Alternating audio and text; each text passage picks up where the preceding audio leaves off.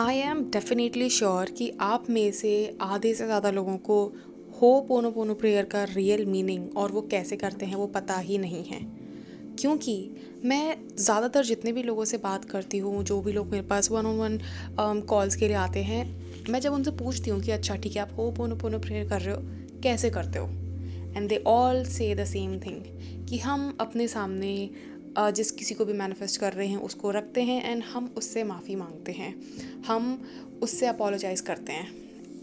And मैं पूछती हूँ कि आप उससे अपोलोजाइज़ क्यों कर रहे हो when they are the one who have hurt you. And उनके पास कोई जवाब नहीं होता उस चीज़ का। दे आर लाइक हमें तो होपोनोपोनो प्रेयर करना है, हमें पता है कि हम सॉरी तभी बोलते हैं जब हमने किसी के साथ बुरा किया हो, ठीक है, बट वो बुरा आप खुद के साथ भी तो कर सकते हो ना। आज हम इसी बारे में बात करने वाले हैं। इस वीडियो में हम बात करने वाले हैं कि होपोनोपोनो प्रेयर का असली मीनिंग क्या है और वो कैसे करते हैं, और उससे रिलेटेड एक स्टोरी भी है मेरे पास जो कि आप सुन लेना अपनी खुद के कानों से, because it's in her own voice. तो यस, हम ये वीडियो स्टार्ट करते हैं। And if you are new to my channel, hi, my name is Shivani. I'm a manifestation coach. I teach people how to turn their dreams into reality using their own subconscious mind. तो अगर आपको मुझसे session लेना है तो description में जाओ, वहाँ पे आपको सारी डिटेल मिल जाएगी कि आपको मुझसे कैसे कांटेक्ट करना है। And yes, let's start this video. Okay, तो देखो, होपोनोपोनो प्रेयर का मतलब क्या है। पहली बात तो हम ये समझते हैं कि होपोनोपोनो प्रेयर का बैकग्राउंड क्या है, ठीक है। हमें लगता है कि होपोनोपोनो प्रेयर ना लॉ ऑफ अट्रैक्शन है, but basically ho'oponopono prayer law of attraction नहीं है। It is 100% law of assumption. अब वो कैसे मैं आपको बताऊंगी। देखो क्या है कि होपोनोपोनो प्रेयर एक हवाईयन प्रेयर है, ठीक है। हवाईयन प्रेयर का मतलब है कि it is developed and it was created in हवाई बाय हवाईयन पीपल, ठीक है। नाउ इसका ना एक यूज़ किया था साइंटिस्ट हैं जिनका नाम है डॉक्टर ह्यू लिन, ठीक है। अब मुझे नहीं पता आपने सुना है कि नहीं ये story, but let me tell you once again. Doctor Hew Len, इन्होंने क्या किया था, इन्होंने पूरे के पूरे एक साइकेट्रिक वार्ड को ठीक कर दिया था without meeting a single person. वो किसी से भी नहीं मिले थे, किसी से भी उन्होंने बात नहीं की थी, किसी को भी उन्होंने दवाई नहीं दी थी, किसी को भी उन्होंने किसी इंजेक्शन पे, किसी भी तरीके मेडिकल ट्रीटमेंट पे नहीं रखा था। All they did was apply ho'oponopono prayer on himself. अब आप सोचोगे हिमसेल्फ कैसे। देखो उन्होंने क्या किया था, उन्होंने हर एक पर्सन की फ़ाइल अपने हाथों में ली थी और कुछ महीनों तक उन्होंने उस मतलब जितने भी लोग थे उसमें उन सबकी फ़ाइल को लेके वो उस पर होपोनोपोनो प्रेयर करते थे, ठीक है। They healed, basically they healed himself. अब इसका रीज़न क्या है, इसका रीज़न है कि उन्होंने 100% रिस्पॉन्सिबिलिटी ली थी कि क्योंकि वो जो बंदे थे, जो साइकेट्रिक वार्ड में पेशेंट्स थे, वो उनकी रियलिटी में थे। तो उनकी रियलिटी में जो भी होता है it is their creation only, ठीक है। तो उन्होंने उस चीज़ की 100% रिस्पॉन्सिबिलिटी ली और उन्होंने अपने आप को हील करना स्टार्ट किया। उन्होंने अपने आप को बोलना स्टार्ट किया कि I am sorry for creating such a scenario in my life and I forgive my self, ठीक है। मैंने अपने थॉट से कुछ ना कुछ ऐसा क्रिएट किया जिसकी वजह से आप लोगों के अंदर ऐसी चीज़ें आई जिसकी वजह से you are here in the psychiatric ward.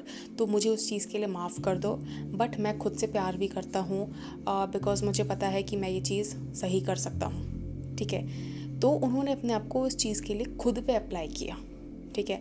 And when he applied it on himself, उसका रिज़ल्ट ये रहा कि वो पूरा का पूरा साइकेट्रिक वार्ड बंद ही हो गया, क्योंकि वहाँ पे कोई पेशेंट ही नहीं बचा, क्योंकि everyone healed, everyone got discharge from that psychiatric ward, ठीक है। अब मुझे नहीं पता कि ये सच स्टोरी है या फिर ये बनाई गई स्टोरी है, बट ये स्टोरी बहुत फेमस है और ये होपोनोपोनो से रिलेटेड ही स्टोरी है जो कि मुझे बतानी ज़रूरी थी। अब इससे ना आपको ये चीज़ समझ में आ गई होगी कि होपोनोपोनो प्रेयर का असली मीनिंग क्या है। होपोनोपोनो प्रेयर में हम सामने वाले इंसान से माफ़ी नहीं मांगते हैं, ठीक है। हम सामने वाले इंसान को अपने दिमाग में रख के माफ़ी नहीं मांगते हैं। हम सामने वाले इंसान को ये नहीं बोलते हैं कि मुझे माफ़ कर दो कि तुमने मुझे हर्ट किया। डू यू इवन रियलाइज़ कि हाउ नॉनसेंस दिस इज़ कि आप उससे माफ़ी मांग रहे हो जिसने आपके साथ गलत किया है। You don't do that. ठीक है। और होपोनोपोनो प्रेयर में हम खुद से माफ़ी मांगते हैं कि क्योंकि मैं 100% रिस्पॉन्सिबिलिटी लेता हूँ या लेती हूँ कि ये जो भी हुआ मेरी लाइफ में ये मेरा ही क्रिएशन था। तो इसलिए मैं अपने आप से माफ़ी मांगता हूँ कि मैंने अपने दिमाग में कुछ ऐसा सोचा जिसकी वजह से ये सिनेरियो क्रिएट हुआ, ठीक है। और मैं अपने आप को उस चीज़ के लिए माफ़ करता हूँ, बट मैं अपने आप से प्यार भी करता हूँ या करती हूँ। और मैं अपने आप को शुक्रिया अदा करता हूँ कि ये चीज़ मुझे पता लगी कि मैं अपनी रियलिटी खुद क्रिएट करता हूँ या करती हूँ, ठीक है। तो होपोनोपोनो प्रेयर में हम सामने वाले को माफ़ी नहीं मांगते हैं, हम खुद से माफ़ी मांगते हैं कि ये चीज़ हमने क्रिएट की, हम खुद से माफ़ी मांग रहे हैं। बेसिकली प्लीज़ फॉरगिव आवरसेल्व्स, ठीक है। तो होपोनोपोनो प्रेयर करने के लिए आपको सामने वाले से माफ़ी नहीं मांगनी, ये समझ में आ गया, ठीक है। बट अब वो करना कैसे है? देखो, होपोनोपोनो प्रेयर करने के लिए ना आपको सबसे पहले तो अपने आप को, because you are not your body, ठीक है, यू आर योर कॉन्शियसनेस, ठीक है। तो आपको अपनी बॉडी को, ठीक है, एक सेपरेट पर्सन के जैसे देखना है, ठीक है। आपको देखना है कि आप अपनी बॉडी को देख पा रहे हो, ठीक है। And then you are seeking forgiveness from yourself, अपनी बॉडी को। नाउ यहाँ पे you have to see in third person, ठीक है। अपनी पूरी बॉडी को देखो, ठीक है, एंड पूरी बॉडी को देखो। And because you are here inside you in your own consciousness, तो आप अपनी कॉन्शियसनेस से, अपनी बॉडी से माफ़ी मांग रहे हो कि प्लीज़ मुझे माफ़ कर दो, क्योंकि मैंने अपने दिमाग में कुछ ना कुछ ऐसा ऊट पटांग धमाकेदार सड़ा हुआ कुछ तो सोचा है जिसकी वजह से जो चीज़ शायद मुझे भी नहीं पता है कि मैंने क्या सोचा है। Because most of the time people are not aware कि उनके दिमाग में क्या चल रहा था या किस चीज़ की वजह से उनके साथ ऐसा हुआ, ठीक है। कई लोगों को पता लग जाता है, बट कई लोगों को पता नहीं लग पाता है, ठीक है। तो आपको अपनी बॉडी को देखना है and you have to seek forgiveness from your own self. खुद से माफ़ी मांगो कि मुझे माफ़ कर दो, मैंने तुम्हारे साथ बहुत गलत किया है, मैंने तुम्हें फिज़िकल कष्ट पहुंचाया है अपने दिमाग में सोच के, ठीक है। सो बेसिकली इससे क्या होगा, इससे आपको खुद से माफ़ी मांगने में मदद मिलेगी। बेसिकली ये एक विजुअलाइजेशन का तरीका है जिससे आप खुद से माफ़ी मांगने में ना एक आसानी फील करोगे, क्योंकि आप खुद से तभी माफ़ी मांग पाओगे जब आपको पता है कि मैं खुद से माफ़ी मांग रहा हूँ। और सामने वाला इंसान ना, क्या होता है कि सामने वाला इंसान कह रही हूँ, हम लोगों के साथ क्या होता है कि हमारे दिमाग ना ऑटोमेटिकली जब हम I am sorry, please forgive me, thank you and I love you कर रहे होते हैं ना, तो ऑटोमेटिकली सामने वाले इंसान को हम विजुलाइज़ कर लेते हैं, ठीक है। अब चाहो ना चाहो वो हो जाता है। तो इट्स बेटर कि हम सामने वाले इंसान को विजुलाइज़ करने से अच्छा है हम खुद को विजुलाइज़ करें, उससे हमारे लिए आसान होगा खुद से माफ़ी मांगना। तो this is something that I have been doing and ये बहुत मैजिकल तरीके से काम करता है, बिकॉज़ इससे ना आपको हील होने में बहुत मदद मिलती है। इमोशनली हील आप बहुत जल्दी होते हो इससे, because first of all you are taking 100% responsibility for everything that has happened in your life, ठीक है। आप ये नहीं बोल रहे हो कि ये इसमें इसकी गलती थी, इसकी गलती थी, इसकी गलती, no, you are taking 100% responsibility and you are healing yourself कि मैं खुद से माफ़ी मांगती हूँ कि मैंने ये चीज़ अपनी लाइफ में क्रिएट की, एंड क्योंकि मैंने ये चीज़ अपनी लाइफ में क्रिएट की है इसलिए मैं अब दोबारा से कभी भी वैसा नहीं सोचूंगी, या दोबारा से मैं कभी भी अपने आप को डिग्रेड नहीं करूँगी। इसकी वजह से आप हील होते हो, इमोशनली, मेंटली एंड फिज़िकली भी हो जाते हो, बिकॉज इट वर्क्स ब्यूटिफुली। तो अब वो स्टोरी सुन लो जो कि भेजी हुई है मुझे, एंड उन्होंने बोला था कि मेरी वॉइस को थोड़ा सा मॉड्यूलेट कर देना जिससे कि लोगों को पता ना लगे कि ये मेरी स्टोरी है। तो चलो वो स्टोरी सुन लो और फिर सुन के वापस आओ। हाय श्वेता और शिवानी, आई होप दैट जो भी मेरा वॉइस नोट सुन रहा है you guys are doing fine. I would really try कि मैं एक गो में इस वॉइस नोट को कर दूं। थोड़ा सा लंबा होने वाला है because I am going to delve into my past as well and into my childhood. सबसे पहले कुछ लोगों के लिए ट्रिगरिंग हो सकता है, तो आई एम रियली सॉरी अगर आपके लिए ट्रिगरिंग है टॉपिक, लेकिन मेरी बैक स्टोरी को कवर करना इंपॉर्टेंट है ताकि लोगों को समझ आ सके कि अगर मैं इस सबसे निकल सकती हूँ तो आप भी निकल सकते हो। सेकेंड चीज़ ये है कि मैं अगर कोई चीज़ पास्ट की बताऊंगी तो इट डजंट मीन कि मैं विक्टिम हूँ। I am not a victim any more, I am somebody who came out of that, you know. Cycle. And third thing is कि प्लीज़ प्लीज़ शिवानी, मेरे जो वॉइस है उसके लिए वॉइस मॉड्यूलेटर का इस्तेमाल कर लीजिएगा, बिकॉज आई डोंट वांट कि मेरी कहानी मेरी ओरिजिनल वॉइस में से यूट्यूब पे जाए, ठीक है। अच्छा, तो it started from my childhood. बचपन में I was sexually molested and it was something that was very heartbreaking, क्योंकि मेरा जो मोलेस्टर था वो मुझे कहता था कि अगर तुम किसी को बताओगी तो तुम्हें जान से मार देंगे, और मैं बहुत छोटी थी तो उस वक्त मैं डर गई, और ये चीज़ सालों तक चली। फिर कुछ साल बाद my mom had to go somewhere out of station, और जिसकी वजह से मुझे पीछे रहना पड़ा, और वो मोलेस्टर जो था his presence was there as well. और मेरे अंदर एक, मैं काफ़ी अरसे के लिए my mom went there, 2 weeks के लिए शायद। So for 14 to 15 days I was living under constant fear. Death life situation थी मेरे लिए, और ये सब कुछ था। तो मुझे नहीं पता था कि बचपन से ही मेरे अंदर ये कैपेसिटी थी to absorb all the negativity, to live under such painful circumstances. फिर एक टाइम आया कि मेरे जो फादर थे उन्होंने मेरी मॉम पे चीट किया। शुरू से अब्यूसिव थे, टॉक्सिक थे। उन्होंने मेरी मॉम पे चीट किया, हाथ भी उठाया, मैंने वो सब कुछ देखा भी। जब उन्होंने मेरी मॉम पे चीट किया तो जिस तरीके से मेरी मॉम फ्रेनेटिकली उनका फ़ोन चेक करती थी और उनको एक्यूज़ करती थी, और वो एक्सेप्ट करते थे कि हाँ उन्होंने ये सब कुछ किया है। उसके बाद मेरी मॉम ने अपनी जान लेने की कोशिश की बहुत दफ़ा। It was very painful for me to see. और उसके बाद एक कांस्टेंट प्रेशर के अंदर मैं छोटी उम्र से रही हूँ। फिर मेरा जो बैकग्राउंड है, फैमिली बैकग्राउंड, उसके अंदर मैंने बहुत इनफिडेलिटी देखी है, बहुत इंसेस्ट देखी है। लोग मैरिड होने के बावजूद they have multiple relationships, both man and women, and which is something that is not normal, but मेरे फैमिली वालों के अंदर ये चीज़ चलती है, ठीक है। This is something very toxic and I really don't want to be a part of this family, but मेरा जो ख़ानदान है उसके अंदर ये सब चीज़ें चलती हैं। अच्छा, उसके अलावा मेरे जो एक साइड है मेरे पेरेंट्स की, वहाँ पर मेंटल डिसऑर्डर्स हैं, मतलब कि depression, anxiety, this is something जो कि है। तो ये चीज़ें भी जेनेटिक्स में थी, सब कुछ ये भी जेनेटिक्स में था। फाइनली ये होता है कि I came into my first relationship with a boy, and I kind of begged him कि भाई जो भी करना मुझ पे चीट मत करना। और उसने क्या किया कि मेरी जो बेस्ट फ्रेंड थी उसके साथ मिलकर मुझ पे चीट कर दिया। मेरी इतनी लो सेल्फ एस्टीम थी कि मैं उस लड़के को छोड़ नहीं पाई। और फिर उसके बाद फाइनली उस बंदे ने मुझे ये बात बोली कि he has been cheating on me for a very long time with both genders, men women both. It disgusted me so much, I was like, I cried so much। And उसके बाद फाइनली ये हुआ कि उसने मुझे एक दिन आके बोला कि यार मैंने तो तुम पे कभी चीट नहीं किया किसी और के साथ sexually, I was just saying it because मेरे पेपर्स थे तो मुझे पढ़ने नहीं दे रही थी। एंड फिर उस वक्त मेरा दिल बिल्कुल टूट गया कि आई न्यू कि मैं इतने महीनों किस तकलीफ से गुजरी थी। The feeling of not being good enough, the feeling that what my dad did to my mom, I am destined to be somebody जिसके साथ ये होगा। क्योंकि karma is a bitch। I used to think it like that कि हाँ भाई karma is a bitch, मेरे बाप ने किसी के साथ किया तो अब मेरे साथ भी होगा, किसी की बेटी के साथ मेरे बाप ने किया मेरे साथ ये होगा। क्योंकि किसी ना किसी हद तक मेरे फैमिली मेम्बर्स भी ये बातें बोलते थे एंड ऑल दैट, तो वो भी एक सबकॉन्शियस बिलीफ डेवलप हो गया था। खैर फिर उसके बाद I went to the university, I left that boy, और वो रो रो के मुझे कहता था कि मुझे वापस ले लो, take me back, this and that. And I was like, I gave you such a long time of my life and you didn't improve yourself, तो अब जाओ, अब नहीं चाहिए।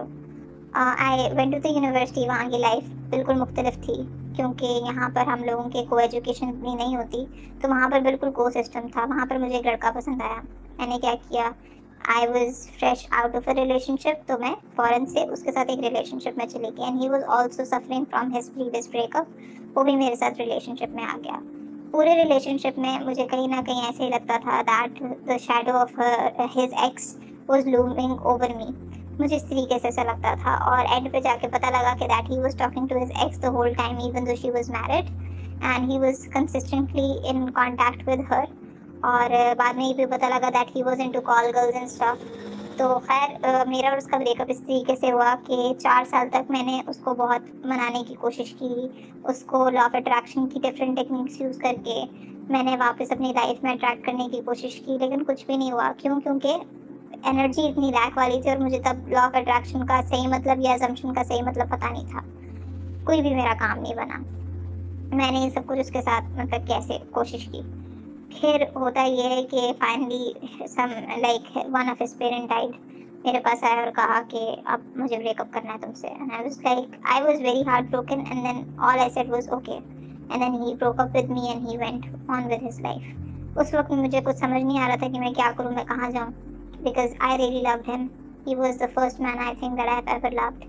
मैं उससे बहुत प्यार करती थी।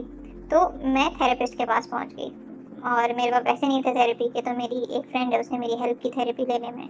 थेरेपिस्ट के पास जाने का ये सीन हुआ कि थेरेपिस्ट ने मुझे डायग्नोज किया कि भाई आपको क्रॉनिक एंजाइटी है। तो उस वक्त उन्होंने कहा कि आपको क्रॉनिक डिप्रेशन है और आपको क्रॉनिक एंजाइटी है और आपको मॉडरेट डिप्रेशन है। उसके बाद उन्होंने मुझे मेडिसिन दे दी और वो मेडिसिन की डोज इस तरीके से होती है कि पहले कम होती है, फिर बढ़ती है, फिर एक पीक पॉइंट पे जाती है और फिर वापस कम होती है। जब वो ऑलमोस्ट पीक पॉइंट पे जाने के करीब थी ना, तब ये हुआ कि I already after my breakup like जब मेरा सेकंड ब्रेकअप हुआ उसके दौरान थेरेपी के साथ साथ I was seeing other people as well, like casually I was seeing people just to get my mind off my ex boyfriend. और फिर ये हुआ कि I met my S P. After meeting a few people I met my S P. He is a wonderful man. लेकिन क्योंकि मेरे इतने limiting beliefs थे कि वो चीज़ भी मैंने ही अपने हाथों से ख़राब कर दी एट वन पॉइंट, जो कि मुझे जिस चीज़ का दुख है कि मैंने ऐसे किया, लेकिन अब एवरीथिंग इज़ फाइन अल्हम्दुलिल्लाह। तो उसके अंदर ये सीन था कि विद माई लाइक सिचुएशन मैंने एक चीज़ को एनालाइज किया कि nothing can work out for me अगर मैं खुद को ठीक नहीं करती। तो my basic priority along side with manifesting my S P was कि अब मैंने खुद को ठीक करना है। तो सबसे पहले मैंने मेडिसिन छोड़ी। मैंने अपने आप को ये चीज़ समझाई कि नहीं, मेडिसिन जो हैं वो एक नहीं हल इस चीज़ का, तो मुझे अपने आप को ठीक करना है। मैंने अपने आप को ठीक करने के लिए क्या किया कि सबसे पहले क्योंकि मेरे एसपीपी उस वक्त मुझसे बात नहीं कर रहे थे ठीक तरीके से, I was very much inflicted with pain. सबसे पहले मैंने सोशल मीडिया छोड़ा, क्योंकि वहाँ पर अगर मेरे से एसपी बात नहीं करे लेकिन ऐसे स्टोरी लगा रहे हैं, कुछ कर रहे हैं, तो फिर मुझे होता था कि यार ये क्या चीज़ है, मतलब कि मैं इतनी पाऊँ कि किसी की जूती हूँ कि मेरे साथ ऐसा हो रहा है। खैर हालांकि उन्होंने कभी भी ऐसा कुछ किया नहीं, लेकिन आपको पता है नेगेटिव माइंडसेट आपको क्या क्या सोचने पर मजबूर नहीं करता। तो मैंने सोशल मीडिया छोड़ दिया, मैंने इंस्टाग्राम छोड़ दिया, उनको कहीं से ब्लॉक नहीं किया, कुछ नहीं किया, और उनका नंबर डिलीट कर दिया, व्हाट्सएप से उनका नंबर डिलीट कर दिया। अभी भी वो जो स्टेटस पोस्ट करते हैं तो वो मुझे नहीं दिखते, तो ना कोई चीज़ मुझे दिखती है, ना मैं किसी चीज़ पे ट्रिगर होती है। मैंने क्या किया, मैंने ना अपने आप पे, अपनी सेल्फ वर्थ पे, अपने सेल्फ कॉन्सेप्ट पे काम करना शुरू किया। मैंने अपने सेल्फ कॉन्सेप्ट पे डिफरेंट एरियाज़ पे काम किया, अपने रिलेटेड, अपने एसपी के रिलेटेड, अपने पेरेंट्स के रिलेटेड, अपने पेरेंट्स के रिलेटेड, इन सब चीज़ों के रिलेटेड मैंने काम करना शुरू किया। मैंने 2 महीने लगातार, 2 महीने से थोड़ा ऊपर टाइम लगातार फॉर 10 मिनट्स ईच एक एक अफर्मेशन को 10-10 मिनट मैंने रिपीट पे बोला। और क्योंकि उसको लेकर मेरे माइंड में कुछ हद तक रेजिस्टेंस थी, बहुत ज़्यादा नहीं थी, क्योंकि मैंने कभी कोशिश ही नहीं की थी लाइफ में। तो ये हुआ कि मुझे अपनी वर्थ का एहसास होने लग गया। लोग मेरी तरफ अट्रैक्ट होने लग गए, लोग मुझे कॉम्प्लीमेंट्स देने लग गए। मैं प्यारी शुरू से थी, मैं देखने में अच्छी शुरू से थी। It's not like that I am being egoistic right now. I am beautiful, everybody is beautiful, even the people who are listening to this success story. आप सब भी बहुत प्यारे हो, हर इंसान प्यारा होता है, अपने आप को प्यारा समझना चाहिए, इंटरनली एक्सटर्नली दोनों एस्पेक्ट्स के साथ। तो मुझे ये एहसास हुआ कि भाई I am the best and I deserve the best. मैंने स्क्रिप्टिंग करनी शुरू की, जिसके अंदर I used to write that I am always loved, I am always chosen, I am always prioritized, I am always respected, I am so magnetic, I am unforgettable, I am irresistible, I am irreplaceable, stuff like that. I'm a pure soul and I deserve to live the life of my dreams. Such affirmations I had. तो मैंने इस तरीके से affirm करना शुरू किया, लिखना शुरू किया, उसको पानी में पढ़ के पीना शुरू किया। सबसे बड़ा game changer was ho'oponopono prayer and positive thinking. सबसे पहले मैंने अपने आप को नेगेटिव थिंकिंग से दूर किया। किसी की भी नेगेटिव बात में ना तो मैं बोलती, ना तो मैं किसी की नेगेटिव बात में कुछ ज़्यादा करती हूँ। मेरा एक आदत बन गई थी मेरी बड़ी गालियाँ देना। मैंने गालियाँ देनी छोड़ दी, ठीक है, हर किसी के बारे में पॉजिटिव बात करनी शुरू कर दी। और साथ ही साथ मैंने होपोनोपोनो की अपने लिए, अभी भी करती हूँ। और उसका ये नतीजा हुआ कि मुझे बहुत लाइट फील होने लग गया। As far as my SP is concerned, उनको लेकर मेरा माइंड इतना सैचुरेट हो गया अब, क्योंकि अब मैं रोबोटिकली सिर्फ एक ही अफर्मेशन करती हूँ that I am a magnet for love and commitment and I am in a happy and committed relationship with, फिर एसपी का नाम लगा देती हूँ इस तरीके से। तो मुझे इतना लाइट फील होने लग गया। आज मैं बैठी हुई बस यही चीज़ सोच रही थी कि एक वो टाइम था when I was like completely broken, जब मैं अपने से बड़ी उम्र के लोगों को, अपने फ्रेंड्स को टेक्स्ट टेक्स्ट कर करके पूछती थी कि once I get over 30 is it going to be fine और नॉट, और वो कहते थे no it's not going to be fine, and then I was like okay but that's a lie, it is going to be fine. अगर आप अपने आप पे काम करोगे it is going to be fine. मैं अगर बगैर मेडिकेशन के विड्रॉल से गुजर के, इतनी तकलीफ से गुजर के, लाइफ में बचपन में सेक्सुअल ट्रॉमा से गुजर के, हर रिलेशनशिप में धोखा खाने के बाद अगर आज आप लोगों को ये कह रही हूँ ना कि it's never too late, then it's never too late. आप 35 साल के हो, आप 40 साल के हो, आप 50 साल के हो, आप मरने से 1 साल करीब हो, आप जो भी हो, आप जिस भी एज पे हो, अगर आप आज से स्टार्ट ले लो ना, और अगर आप ये सोच लो कि नहीं मुझे इस चीज़ को अपने लिए ठीक करना है, मुझे अपने आप को ठीक करना है, मुझे अपने आप से प्यार करना है, तो दुनिया की कोई ताकत, इस दुनिया की सिवाय अल्लाह की ज़ात के ऑब्वियसली, इस दुनिया की कोई ताकत आपको रोक नहीं सकती। मैंने भी यही किया, मैंने अपने आप से प्यार करना शुरू किया, मैंने अपने आप को सुनना शुरू किया। अभी मैं जो ये सक्सेस स्टोरी अपनी बता रही हूँ, क्योंकि मैं अपने पास्ट में डेल्व किया, तो ऑब्वियसली मुझे इस चीज़ को देख के दुख हो रहा है, तकलीफ हो रही है, क्योंकि वो एक चीज़ है जो मेरी लाइफ में मेरे साथ हुई है। मैं उसको ये नहीं कह सकती, आंखें बंद नहीं कर सकती कि नहीं ये नहीं हुआ, लेकिन मुझे एक्नॉलेज करना है कि एक चीज़ जो हो गई वो मेरा पास्ट है, it's dead, it's not there anymore. तो मुझे उस चीज़ पे गम नहीं करना, इसके बारे में बात करके थोड़ा अनकंफर्टेबल ज़रूर फील हो रहा है, लेकिन आई विल बी ओके। तो मैंने आप सबको ये बताना था कि if I can do it you can do it too. तो अपने लिए होपोनोपोनो प्रेयर करें, अपने लिए पॉजिटिव अफर्मेशंस दें। एसपी के पीछे जो आप भाग रहे हैं, आप ये सोचिए कि आपके साथ हमेशा ऐसा क्यों होता है। मैंने ये सोचा मेरे साथ हमेशा ऐसा क्यों होता है, सिर्फ कुछ महीने मेरा रिलेशनशिप बहुत अच्छा चलता है, फिर ऐसा क्यों होता है, क्योंकि मैंने अपनी लाइफ में बहुत अजीबोगरीब चीज़ें देखी, इंसेस्ट देखी, इनफिडेलिटी देखी है, चीटिंग देखी है, टॉक्सिक पैटर्न्स देखे हैं पेरेंट्स के बिहेवियर में, स्पेशली फादर के बिहेवियर में, बचपन में मोलेस्टेशन फेस की है। तो मुझे इन सब चीज़ों में first of all I had to change myself. You don't have to change the world, you don't have to change the world but yourself. Everyone is me pushed out, everything is us pushed out, everything is me pushed out. This is what I thought. So Shivani, अगर आपको लगता है कि मेरी ये success story आपको लोगों के साथ शेयर करनी चाहिए तो ज़रूर कीजिएगा, because I feel very much light now. और एक ऐसा टाइम था कि जब मुझे लगता था सारे दरवाजे बंद हो गए हैं और अब तो यहाँ से कुछ मैं बाहर नहीं निकल सकती, इस सिचुएशन से मैं बाहर नहीं निकल सकती, and I get out of the situation. As far as my SP is concerned, I do really love him. My current SP, I do really love him.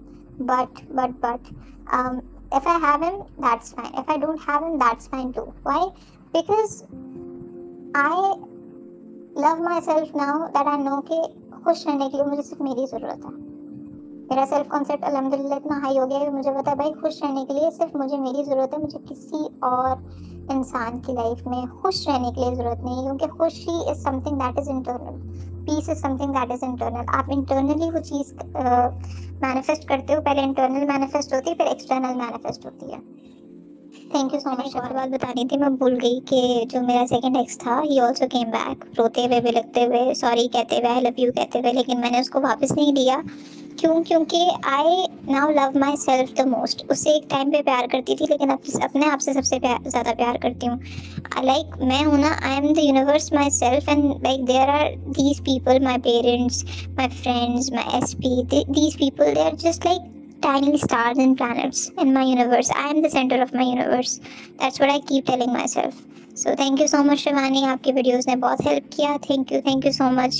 I do feel a little down after seeing this all, but because I have developed this capacity and capability of reviving myself, I know that I'll be fine. Thank you so much. Anybody who is listening to this, do Ho'oponopono for yourself. It's just done for yourself. And Shivani, I think you have discussed the right way of doing it. Also, please make a video on how to do Ho'oponopono in a right way, ताकि लोगों को उसके बारे में awareness हो. So everyone, thank you so much. Okay, तो आप लोगों ने ये स्टोरी सुन ली है और आई होप आपको ये स्टोरी अच्छी लगी होगी, क्योंकि मुझे तो काफ़ी अच्छी लगी। और इस स्टोरी में हो'ोपोनोपोनो प्रेयर का यूज़ किया गया है, इसीलिए आई थॉट कि मुझे ना हो'ोपोनोपोनो प्रेयर के बारे में एक वीडियो बनानी चाहिए, क्योंकि बहुत सारे लोगों को नहीं पता है कि हो'ोपोनोपोनो प्रेयर में भाई हम सामने वाले से माफ़ी नहीं मांग रहे हैं। भाई उसने गलत किया है तुम्हारे साथ, तो तुम उससे क्यों माफ़ी मांग रहे हो? Does it even make sense? आपने कभी सोचा भी है कि भाई मैं उससे क्यों माफ़ी मांग रहा हूँ जिसने मेरे साथ गलत किया है? हाँ, अगर आपने उसके साथ गलत किया है तो प्लीज़ गो अहेड, माफ़ी मांगो खुद से। बट उसके लिए भी अगर आपने सामने वाले के लिए साथ कुछ गलत किया है ना, तो मुझे लगता है कि ठीक है उसमें आपकी गलती है, बट आपको अपने आप से भी माफ़ी मांगनी चाहिए उस केस में भी, क्योंकि देयर वॉज समथिंग जिसने आपके साथ वो चीज़ कराई, आपके बिलीव्स में कुछ था, आपके थॉट प्रोसेस में कुछ था, जिसकी वजह से you manifested negativity in your own life. ठीक है, तो आई होप आपको ये वीडियो पसंद आई होगी एंड आपको समझ में आया होगा कि होपोनोपोनो प्रेयर एक्चुअली में लॉ ऑफ अट्रैक्शन है, लॉ ऑफ अजम्पशन है। ठीक है, एंड वो हम खुद को हील करने के लिए यूज़ करते हैं। एंड अगर आपको ये वीडियो पसंद आई हो तो you know the drill, like share and subscribe. अगर आपको मुझसे सेशन लेना है तो check the description, you will find all the details that is required for you to do so. And I will see you in my next video. Until then, bye bye, take care.